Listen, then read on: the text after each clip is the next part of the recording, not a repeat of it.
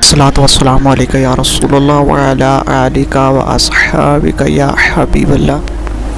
تشریح یاد رکھیں، دنیا دار وہ ہے جو دنیا کے پیچھے لگ کے اللہ رسول سے غافل ہو جائے، اور وہ دنیا دار زیادہ برا نہیں، وہ دنیا دار زیادہ برا نہیں جو دکان پہ بیٹھا ہے صبح سے شام تک پیسے کما رہا ہے، وہ بہت بڑا دنیا دار ہے جو دین کا لبادہ اوڑھ کے دنیا اکٹھی کر رہا ہے۔ وہ ظالم آدمی ہے، سب سے بڑا دھوکے باز ہے، لبادہ مذہب کا اوڑھا ہوا ہے۔ میرے نبی پاک علیہ الصلوۃ والسلام نے فرمایا، جس نے دین اس لیے سیکھا کہ دنیا کمائے گا،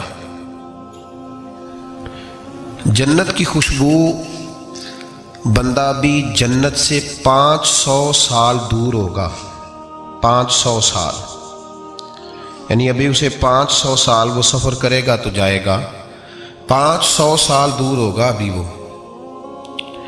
فرمایا اتنی دور بندہ ہوگا تو جنت کی خوشبو اسے پہلے آنے لگے گی، لیکن جس بندے نے دین اس لیے سیکھا کہ وہ اس سے دنیا اکٹھی کرے گا، اسے تو اللہ جنت کی خوشبو بھی عطا نہیں کرے گا، خوشبو بھی نہیں دے گا جنت کی۔ میرے نبی پاک صلی اللہ تعالیٰ علیہ وسلم نے دنیا میں رہ کے نکاح کیا، حضور علیہ السلام کے گھر میں ازواج آئیں، حضور نے گھر بنایا، نبی پاک صلی اللہ علیہ وسلم کے پاس بڑے پیسے آئے۔ ہمارے زمانے میں درویش وہ ہے جو بھوکا ہو، حالانکہ درویش بھوکے کو نہیں کہتے، درویش اس کو کہتے ہیں جس کے پاس کروڑوں روپیہ ہو پر اسے پیسے سے پیار کوئی نہ ہو، اس کو درویش کہتے ہیں۔ دنیا داری اتنی عام ہو گئی ہے ہر حلقے میں، مالدار کا یہ حال ہے کہ کروڑوں روپے ہیں پر اس کو سکون نہیں، وہ بیچارہ ہر وقت ٹینشن میں ہے کہ یہ بڑھ کیوں نہیں رہے۔ یہاں تک لوگ کہتے ہیں لوگ پیسوں سے پیسہ کماتے ہیں، ہم نے کیا کمایا آج تک۔ وہ الجھاؤ اتنا خطرناک ہو گیا، اتنا خطرناک، لوگ آ کے پیر صاحب سے کہتے ہیں دعا کریں کام چل جائے، تو اللہ کے بندے کے پاس آ کے اس چیز کا سوال کر رہا ہے جو اللہ نے کافر کو بھی دی ہوئی ہے، جو بغیر کلمہ پڑھنے کے اللہ نے کافر کو دے دی ہے، وہ تو بیٹھ کر کے مرید ہو کے وظیفہ پڑھ کے حاصل کرنا چاہتا ہے۔ پتہ حضور نے مثال کیا دی ہے؟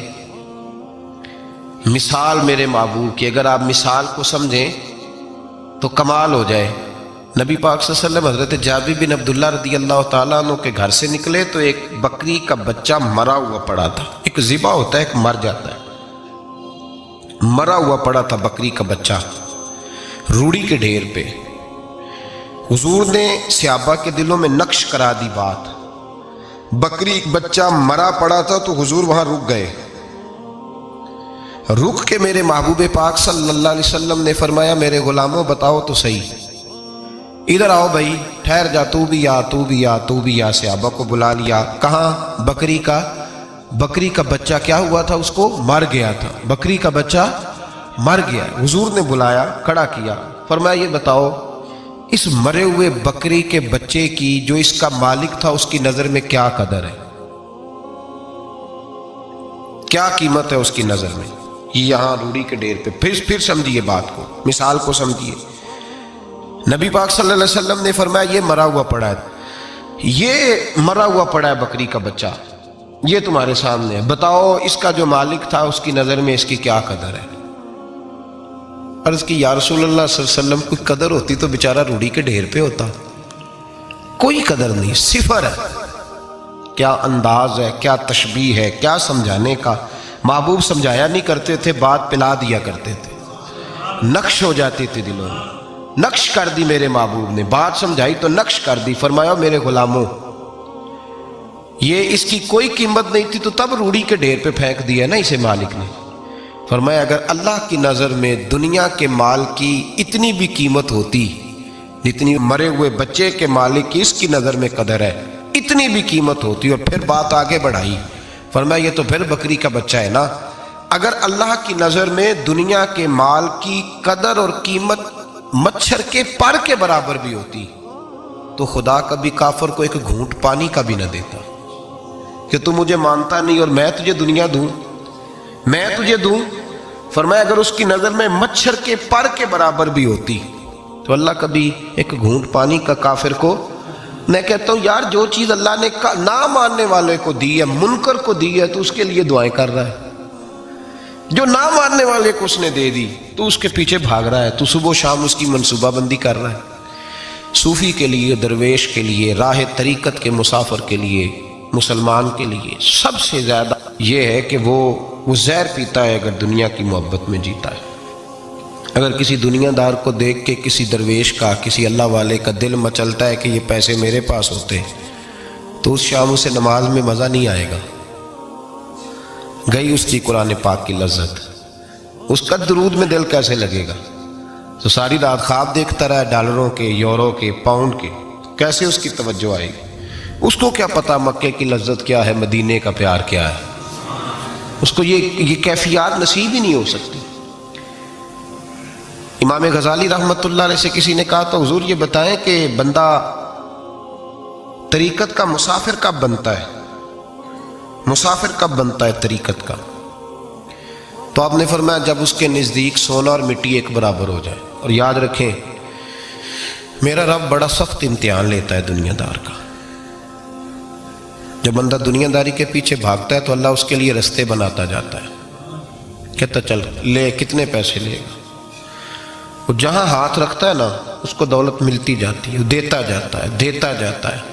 پتہ اس سے تب چلتا ہے جب اللہ اس سے دعا کی لذت چھین لیتا ہے۔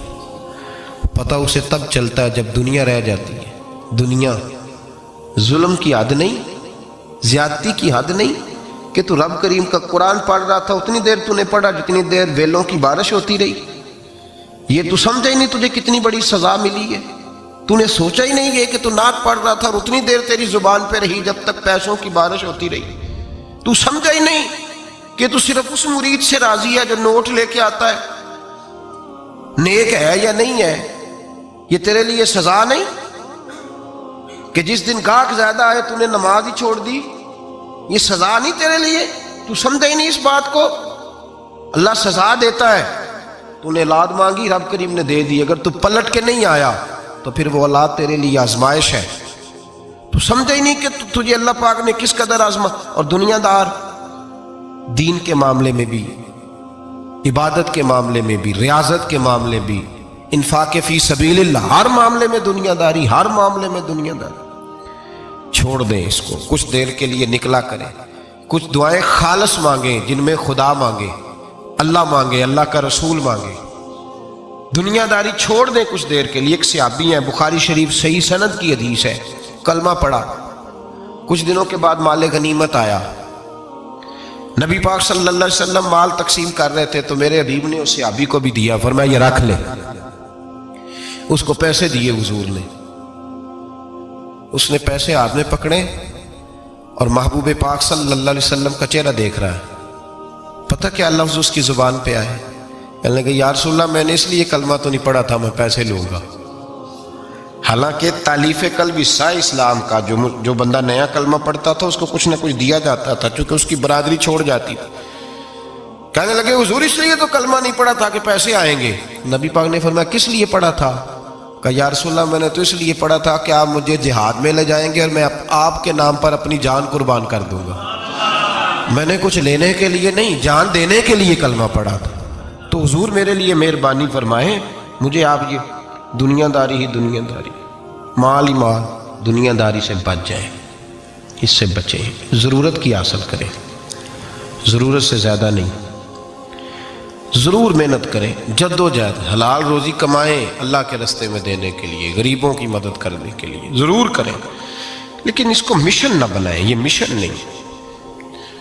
اگر آپ نے صبح سے لے کے شام تک 3 گھنٹے وقت گزارا ہے تو پھر آپ کا 2 گھنٹے اگر دنیا میں گزرے تو 1 گھنٹہ دین میں گزرنا چاہیے نا، ورنہ آپ کا دن ضائع ہو گیا ہے۔ کم از کم تیسرا حصہ تو دین کو دو۔ ہمارے بزرگوں نے ضمناً دنیا داری رکھی، ضمناً کہتے تھے ہم تو اتنی روزی کماتے ہیں کہ کمر سیدھی ہو سکے۔ ایک تو میرے عزیز یہ یاد رکھیں کہ اپنے ہمہ وقت زندگی کو دنیا کو ٹائم نہ دیں، دنیا کو اتنا ٹائم دیں جتنی کہ اس کے لیے حضرت علی المرتضیٰ رضی اللہ تعالیٰ عنہ کا ایک فرمان یاد رکھیں۔ آپ فرمایا کرتے تھے میں دنیا کے لیے اتنی محنت کرتا ہوں جتنا میں نے دنیا میں رہنا ہے، اور آخرت کے لیے اتنی محنت کرتا ہوں جتنا میں نے آخرت میں جو آدمی 500 سال پہلے فوت ہو گیا تھا وہ کہاں ہے؟ ابھی قبر میں ہے۔ زندگی کتنی گزار کے گیا؟ 60 سال 70 سال۔ تو جتنا دنیا میں رہنا ہے اتنی اس کے لیے جد و جہد کریں، جتنا جانا ہے اتنا جانے کے لیے محنت کریں، اپنے آپ کو ضائع نہ کریں۔ دوستو ویڈیو اچھی لگے چینل کو سبسکرائب، لائک، کامنٹ اور شیئر کرنا نہ بھولیے گا۔ جزاک اللہ۔